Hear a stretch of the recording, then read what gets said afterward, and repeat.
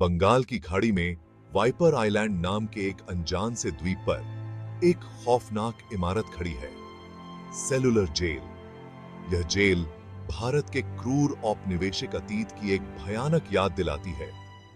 यह जेल, जिसे काला पानी भी कहा जाता है, ब्रिटिश साम्राज्य के अत्याचार और उत्पीड़न की एक जीवंत मिसाल है। इसकी दीवारें और कोठरियां उन अनगिनत कहानियों को समेटे हुए हैं जो भारतीय स्वतंत्रता संग्राम के नायकों की हैं। यह वीडियो इस कुख्यात जेल के इतिहास में झांकता है और हम इसके खौफनाक विरासत का पता लगाएंगे। हम अत्याचार और उत्पीड़न की इसकी खौफनाक विरासत का पता लगाएंगे जो ब्रिटिश शासन के दौरान यहां के कैदियों ने झेली थी। सेलुलर जेल सिर्फ एक जेल से कहीं बढ़कर था। यह आतंक का एक औजार था जिसे ब्रिटिश साम्राज्य ने भारतीय स्वतंत्रता सेनानियों की भावना को कुचलने के लिए डिजाइन किया था। यह जेल ब्रिटिश साम्राज्य के क्रूरता और अत्याचार का प्रतीक बन गया था। ब्रिटिश साम्राज्य ने इसे भारतीय स्वतंत्रता सेनानियों, इन बहादुर आत्माओं की भावना को कुचलने के लिए डिजाइन किया था, जिन्होंने उनके शासन को चुनौती देने का साहस किया था।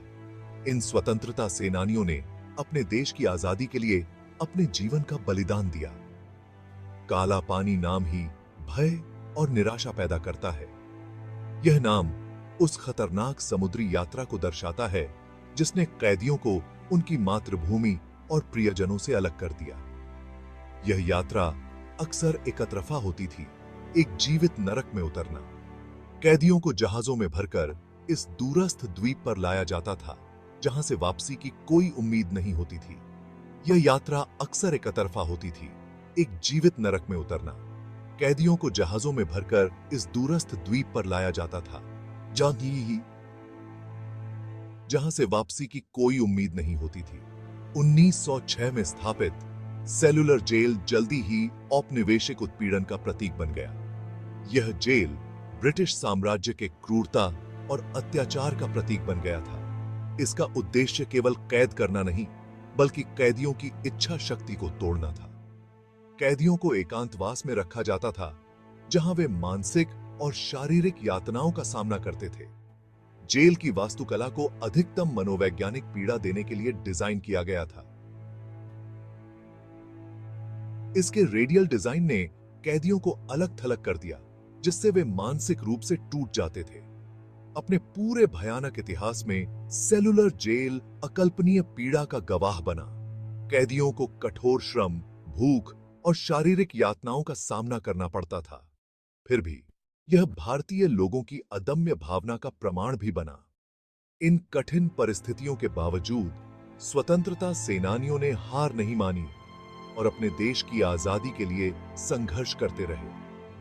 विरोध करने की कैदियों की इच्छा शक्ति, उनकी अटूट देशभक्ति और अकल्पनीय क्रूरता के सामने उनके बलिदान आज भी पीढ़ियों को प्रेरित करते हैं। इन स्वतंत्रता सेनानियों की कहानियां आज भी हमें प्रेरित करती हैं और हमें उनके बलिदान की याद दिलाती हैं। सेलुलर जेल का निर्माण 1896 में शुरू हुआ था।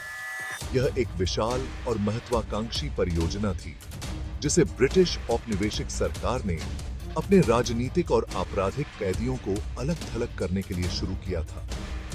यह गोपनीयता और क्रूरता में डूबा एक प्रोजेक्ट था। ब्रिटिश सरकार ने इस परियोजना को अत्यंत गोपनीयता के साथ अंजाम दिया ताकि इसके निर्माण के दौरान होने वाली क्रूरता और अमानवीयता को छुपाया जा सके। अंग्रेज अपने आतंक के इस जेल को बनाने के लिए मुख्य भूमि भारत से अपराधियों और मजदूरों को लाए थे। इन मजदूरों को जबरन काम पर लगाया गया और उन्हें अपने परिवारों से दूर कर दिया गया। इन मजदूरों को अमानवीय परिस्थितियों का सामना करना पड़ा, चिलचिलाती धूप में काम करना पड़ा। उन्हें न तो पर्याप्त भोजन मिलता था और न ही आराम करने का समय। कई लोग बीमारी, थकावट और अपने ओवरसियरों की क्रूरता के कारण मर गए। इन मजदूरों की दुर्दशा को देखकर भी ब्रिटिश अधिकारियों का दिल नहीं पसीजा। 1906 में बनकर तैयार हुआ यह जेल औपनिवेशिक क्रूरता का एक भयानक प्रमाण था। यह जेल ब्रिटिश साम्राज्य की शक्ति और आतंक का प्रतीक बन गया। इसे 693 कैदियों को रखने के लिए डिजाइन किया गया था। प्रत्येक को एकांत कारावास में कैदियों को एक दूसरे से अलग रखने के लिए यह व्यवस्था की गई थी। सेल्युलर नाम इसके अद्वितीय वास्तुशिल्प डिजाइन से लिया गया है, जिसमें 7 पंख एक केंद्रीय वॉच टॉवर से निकलते हैं। यह डिजाइन कैदियों पर निगरानी रखने के लिए बनाया गया था। यह संरचना गार्ड को हर सेल पर लगातार निगरानी रखने की अनुमति देती थी।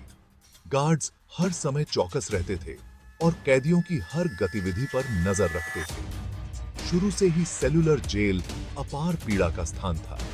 कैदियों को अत्यधिक कठोर परिस्थितियों में रखा जाता था, जिससे उनका जीवन नर्क बन जाता था।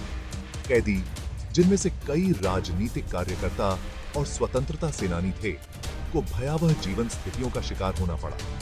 उन्हें मानसिक और शारीरिक यातनाओं का सामना करना पड़ा। छोटी, तंग और खराब हवादार कोठरियां भीषण उष्णकटिबंधीय गर्मी से थोड़ी राहत देती थी। कैदियों को सांस लेने में कठिनाई होती थी और वे अक्सर बीमार पड़ जाते थे। सेल्युलर जेल के शुरुआती वर्षों में कैदियों की एक स्थिर आमद देखी गई। हर साल नए कैदियों को लाया जाता था, जिससे जेल की स्थिति और भी खराब हो जाती थी। ये वे पुरुष और महिलाएं थीं जिन्होंने ब्रिटिश शासन को चुनौती देने का साहस किया। वे अपने देश की स्वतंत्रता के लिए लड़ने के लिए तैयार थे, चाहे इसके लिए उन्हें कितनी भी कठिनाइयों का सामना क्यों न करना पड़े। वे जीवन के सभी क्षेत्रों से आते थे। छात्र, शिक्षक, वकील, किसान अपनी मातृभूमि के लिए अपने प्यार से एकजुट थे। उनकी एकता और साहस ने उन्हें ब्रिटिश शासन के खिलाफ लड़ने की शक्ति दी। जेल विचारधाराओं और आंदोलनों का एक पिघलने वाला बर्तन बन गया। सभी एक स्वतंत्र भारत को देखने के लिए दृढ़ थे। कैदियों के बीच विचारों का आदान प्रदान होता था, जिससे उन्हें अपने संघर्ष में नई ऊर्जा मिलती थी। सेल्युलर जेल सिर्फ शारीरिक कारावास का स्थान नहीं था, यह एक मनोवैज्ञानिक हथियार था। इसके निर्माण का उद्देश्य केवल कैदियों को शारीरिक रूप से बंद करना नहीं था, बल्कि उनके मानसिक और भावनात्मक स्वास्थ्य को भी प्रभावित करना था। इसके डिजाइन को इसके कैदियों की भावना को तोड़ने के लिए सावधानी पूर्वक तैयार किया गया था। हर एक ईंट और हर एक दीवार को इस तरह से रखा गया था कि कैदियों को निरंतर मानसिक यातना का सामना करना पड़े। एक पहिए के तीलियों की तरह निकलने वाले 7 पंखों ने यह सुनिश्चित किया कि कैदी एक दूसरे से पूरी तरह से अलग थलग रहें। यह व्यवस्था न केवल शारीरिक अलगाव को बढ़ावा देती थी, बल्कि मानसिक अलगाव को भी सुनिश्चित करती थी। प्रत्येक सेल की माप केवल 12 फीट गुणा 7 फीट थी। इतनी छोटी जगह में कैदियों को लंबे समय तक रहना पड़ता था, जिससे उनकी मानसिक स्थिति पर गहरा प्रभाव पड़ता था। ऊंची दीवारें और वर्जित खिड़कियां जो पहुंच से बहुत ऊंची थीं, बाहरी दुनिया की किसी भी झलक को रोकती थीं। कैदियों को बाहरी दुनिया से पूरी तरह से काट दिया गया था, जिससे उनकी मानसिक स्थिति और भी खराब हो जाती थी। कैदियों का एकमात्र मानवीय संपर्क उनके जेलरों से था, जो अक्सर क्रूर और क्षमाशील नहीं होते थे।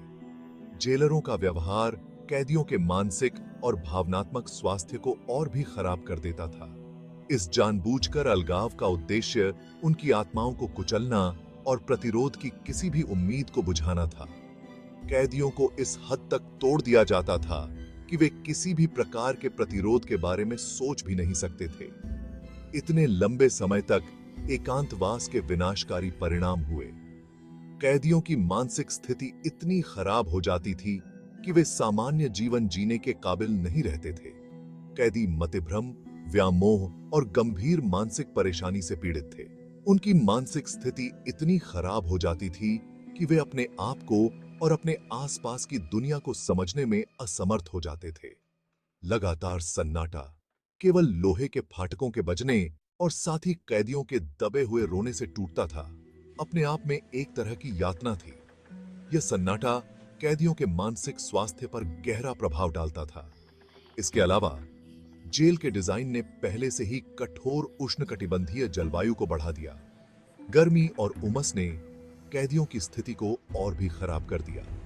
मोटी दीवारों और खराब वेंटिलेशन वाली कोशिकाएं दिन में ओवन में बदल जाती थीं। कैदियों को इस असहनीय गर्मी में रहना पड़ता था, जिससे उनकी शारीरिक और मानसिक स्थिति और भी खराब हो जाती थी। उमस भरी गर्मी और उमस असहनीय थी, जिससे मलेरिया और पेचिश जैसी बीमारियां फैल गईं। इन बीमारियों ने कैदियों की स्थिति को और भी खराब कर दिया। हालांकि अंग्रेजों ने इसे एक अतिरिक्त लाभ के रूप में देखा। उनका मानना था कि दुर्बल करने वाली जलवायु कैदियों के संकल्प को कमजोर कर देगी। वे चाहते थे कि कैदी शारीरिक और मानसिक रूप से इतने कमजोर हो जाएं कि वे किसी भी प्रकार के प्रतिरोध के बारे में सोच भी न सकें। उनका मानना था कि दुर्बल करने वाली जलवायु कैदियों के संकल्प को कमजोर कर देगी। इस प्रकार सेलुलर जेल का वास्तुशिल्प डिजाइन और जलवायु दोनों ही कैदियों के लिए एक प्रकार की यातना बन गए थे।